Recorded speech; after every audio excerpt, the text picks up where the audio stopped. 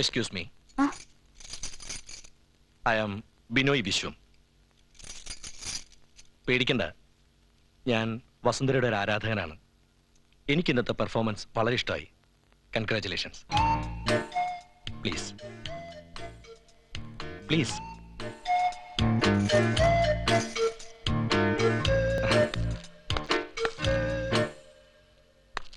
யாரு? പെണ്ണുങ്ങൾ വസ്ത്രം മാറാൻ സമ്മതിക്കില്ല അല്ലേ? Sorry for the disturbance. വരട്ടെ. പ്രോഗ്രാം കഴിഞ്ഞ ഓരോ പൂവാലന്മാര് വന്ന് കേറിക്കോളും അഭിനന്ദിക്കാൻ. അവന്റെ ഒരു സമ്മാനം. തങ്കമണി, പൂ വാങ്ങലിയാ? വേണ്ട മമ്മി. என்னப்பா இது? இப்ப வரான்னு പറഞ്ഞു போயிட்டு எவ்வளவு நேரம் ஆச்சு? எனக்கு டியூஷன் போகணும் தெரியாதா? என்ன ரங்கமணி, ஒரு காரியத்துக்கு போனதல்லவா? உனக்கு டைம் அடிச்சா நீ போ.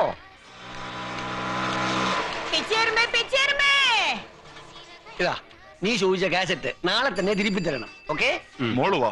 ഇതാ ഹോസ്റ്റൽ എന്ന് തോന്നുന്നു. പുരുഷന്മാർക്ക് പ്രവേശനം ഇല്ല. ഓഹോ, മോള് ചെല്ല്, അച്ഛൻ ഇവിടെ നിൽക്കാം.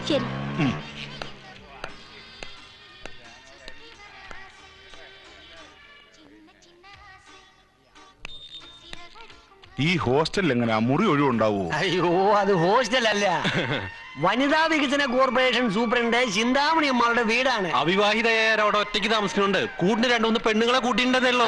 ഈ പേയിങ് ഗസ്റ്റ് ഒരു ഏർപ്പാടുണ്ടല്ലോ, അതുപോലെ. അപ്പോ എന്റെ മോൾക്കും ഒരു അഡ്മിഷൻ കിട്ടുമായിരിക്കും. കിട്ടിയേക്കും, പക്ഷേ അവരുടെ റൂൾസ് ആൻഡ് റെഗുലേഷൻസ് കുറച്ച് കട്ടിയാണ്. നിങ്ങൾ വിവാഹിതയാണോ? അല്ല, റിംഗ് എക്സ്ചേഞ്ച് കഴിഞ്ഞതാ. ഈ വൃശ്ചേത്തി കാണും കല്യാണം. കല്യാണം കഴിക്കാൻ കരാർ ഉറപ്പിച്ച സ്ഥിതിക്ക് നിങ്ങളെ ഇവിടെ താമസിപ്പിക്കാൻ സാധ്യമല്ല. അതെന്താ മേഡം? ഇവിടെ താമസിക്കുന്ന ഞാൻ ഉൾപ്പെടെയുള്ള 4 സ്ത്രീകളും ആജീവനാന്തം പുരുഷ വിദ്വേഷികളാണ്.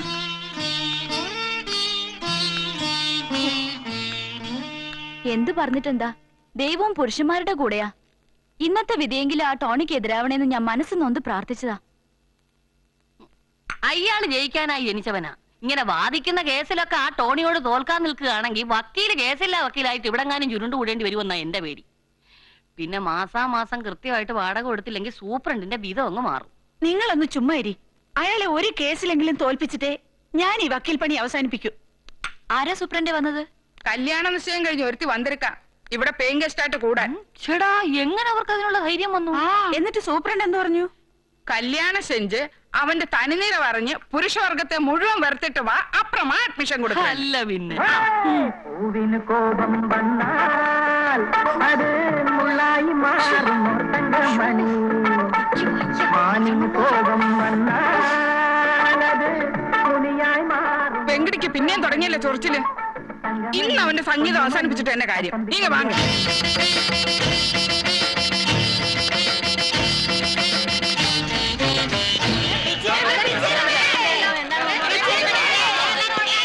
എന്താ അമ്മലൊരു ബഹളം? വല്ല ജാതിയും വരുന്നുണ്ടോ? അയ്യോ എന്റെ സാറേ, ആ വെങ്കിടിയുടെ ചിങ്കിടിയണം പെൺസ് മൂങ്ങളായിട്ട് ഭയങ്കര പൊട്ടാപ്പൊട്ടി. സാർ അങ്ങോട്ട് ചെല്ല്, അല്ലെങ്കിലേ നാണക്കേടാ. ഞാനോ? കുറച്ചു നാളായി ഞാൻ വിചാരിക്ക ഇവരെയൊക്കെ ഒന്ന് ഒതുക്കണമെന്ന്. പെണ്ണുങ്ങളായ കുറച്ച് അടക്കൊതുക്കൊക്കെ വേണ്ടായോ? എന്നാ അമ്മല് പോ. കൃഷ്ണ, ആരെ വേണമെങ്കിലും നേരിടാം, പക്ഷെ ഇവറ്റകളെ. കൊറേ നാളായി മനുഷ്യന്റെ സൗര്യം കിടത്താൻ തുടങ്ങിയിട്ട്. പോരാ പോട്ടോന്ന് വിചാരിക്കും തോറും അഹമ്മതി കൂടി വരിക. പുരുഷന്മാരോട് വെറുപ്പ് കാണിച്ചോ, പക്ഷെ സംഗീതത്തോടും വേണം ഈ വെറുപ്പ്. അയ്യേ, ഇതാണ് സംഗീതം. പെണ്ണുങ്ങളെ അവഹേളിക്കുന്ന തരത്തിൽ പൂരപ്പാട്ട് വെക്കാൻ നിനക്കൊക്കെ ആരാണേ തന്നത് ലൈസൻസ്? അയ്യോ ക്ഷമിക്കണേ, കാസറ്റ് കടയാവുമ്പോ ചിലപ്പോ പാട്ട് വെച്ചെന്നൊക്കെ ഇരിക്കും. അക്കണക്കിന് തോക്ക് വെക്കുന്ന കടയിൽ എന്നും വെടിച്ചബ്ദം കേൾക്കണമല്ലോ. തുടങ്ങണ്ടേ? അപ്പോ വെടിവെച്ച് കാണിച്ചു തരാം.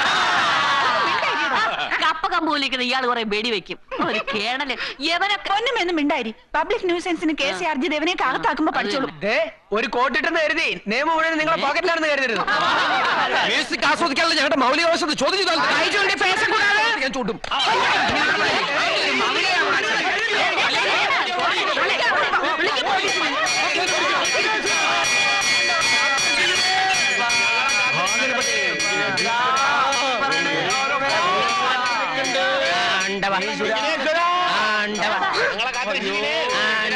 അയ്യോ, സൂപ്പറിന് പോയി.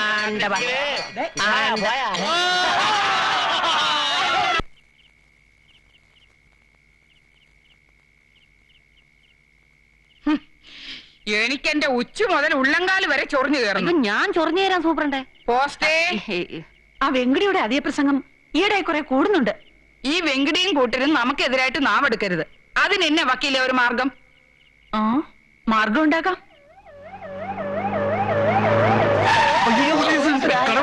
മറ്റേ കാസറ്റൊക്കെ മാറ്റിക്കോ.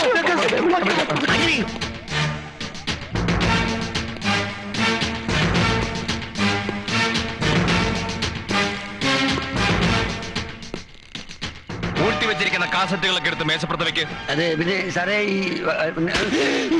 താനാണ് ഇവരുടെ നേതാവല്ലേ? റെസിഡൻഷ്യൽ ഏരിയ ആണ് നിങ്ങളുടെ കളി. സച്ചിദാനന്ദൻ ഈ പ്രദേശത്ത് എസ് ഐ ആയിരിക്കുന്നിടത്തോളം കാലം ഒരു ഞാഞ്ഞോളും തലപൊക്കില്ല. ഞാൻ സമ്മതിക്കുന്നില്ല. മനസ്സിലായി, പക്ഷെ ഒന്നും മനസ്സിലായില്ല. ഇന്നലെ വരെ ഇതിന്റെ മുമ്പിൽ വായി നോക്കിക്കൊണ്ട് നിന്നവൻ ഇന്നെങ്ങനെ എസ് ഐ ആയെന്ന്. 2-4 ദിനം കൊണ്ടൊരുത്തനെ തണ്ടിലേറ്റി നടത്തുന്നതും ഭവാൻ എന്നല്ലേ? ആട്ടെ, പേടിച്ചില്ലേ? സത്യം പറഞ്ഞ പേടിച്ചു. ആണുകാറ മൂലയിലെ നാരികളായിട്ട് ഒരു അംഗം കഴിഞ്ഞിട്ടിരിക്കുക. ഞങ്ങൾ വിചാരിച്ചത് അവര് പോലീസിനെ ഫോൺ ചെയ്ത് വരുത്തിയതായിരിക്കുന്നു. അപ്പോ ഞാൻ കയറി വന്ന സിറ്റുവേഷൻ ഒക്കെ ആയിരുന്നു. കറക്റ്റ്. എവിടുന്ന് സംഘടിപ്പിച്ചു ഈ കോസ്റ്റ്യൂം? ജോഷ് സാറിന്റെ പടത്തില് ഉല്ലാത്തിച്ചാർ സീനിൽ കയറി പറ്റി. നായക നടനവാൻ നടക്കുന്നവൻ ഇങ്ങനെ ആൾക്കൂട്ടത്തിൽ കയറി അഭിനയിച്ചാൽ എങ്ങനെ? കളിയാക്കൊന്നും വേണ്ട. ആൾക്കൂട്ടത്തിൽ നിന്നവരൊക്കെ തന്നെയാണ് പിന്നീട് ഇവിടുത്തെ സൂപ്പർ സ്റ്റാറുകളായത്. പക്ഷെ അത് പറഞ്ഞ സച്ചിയുടെ അച്ഛന് മനസ്സിലാവണ്ടേ? Dhanapalan Nair, green valley estate, Peermade P O. മകനെ അന്വേഷിച്ചോടെ വന്നിരുന്നു. വന്നിട്ട് എന്ത് പറഞ്ഞു? 2 മാസത്തിനുള്ളിൽ സിനിമയിലെ നായകനായില്ലെങ്കിൽ പിടിച്ചു കെട്ടി എസ്റ്റേറ്റിലേക്ക് കൊണ്ടുവന്ന്. അതിന് വരെ ആളെ നോക്കണം. 4 ആളറിയുന്ന ഒരു നടനാവാതെ പീരിമേട്ടിലേക്ക് പോകുന്ന പ്രശ്നമില്ല. അതെ, ആ ഡ്രസ്സും കുരുത്താ ഞങ്ങൾക്ക് പോണം. ഇന്നാ തന്നെ ഡ്രസ്. കംപ്ലീറ്റ് ഇമേജ് പോയി. நாளைக்கும் குடிப்பேன், மத்த நாளைக்கும் குடிப்பேன், சாவரவரை குடிப்பேன். எவன்டா கேட்கறதுக்கு? பாப்பா சாமி குடிப்பேன், நாளைக்கும் குடிப்பேன், சாவரவரை குடிப்பேன். രാവിലെ എങ്ങനെ ഇറങ്ങിപ്പോയതാ നിന്റെ തന്ത? ഇത്രയൊക്കെ ഉള്ളു മനുഷ്യന്റെ കാര്യം. പാവപ്പ. വந்தாച്ചാ